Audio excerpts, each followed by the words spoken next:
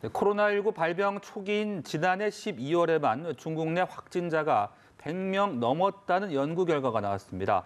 당시는 바이러스의 정체가 드러나지 않았던 시기였는데요. 보건당국이 적극적으로 방역 체계를 가동했다면 지금과 같은 사태를 맞지는 않았을 것이란 만시지탄이 나옵니다. 남윤호 기자입니다.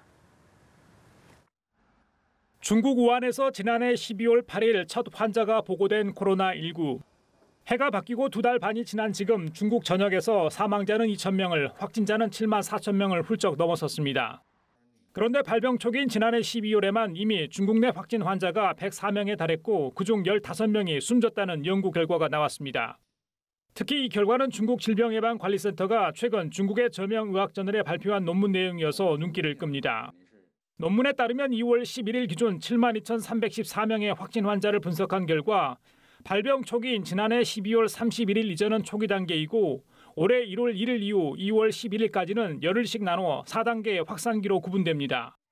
논문에서 언급한 12월 31일 이전 시기는 코로나19의 존재가 정확히 인식되지 않았던 때로 의료기관도 진단과 치료 채비가 돼 있지 않았습니다.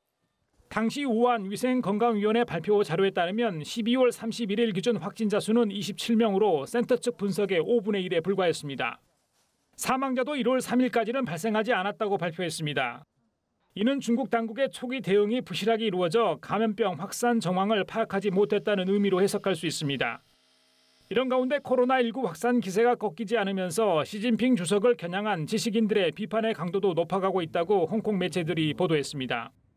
비판의 주체가 대학 교수 등 개인은 물론 대학 연구소와 같은 단체로까지 확산하고 있으며 공개 서한, 온라인 청원, 보고서 등 여러 수단을 동원하고 있습니다. 연합뉴스TV 남현호입니다.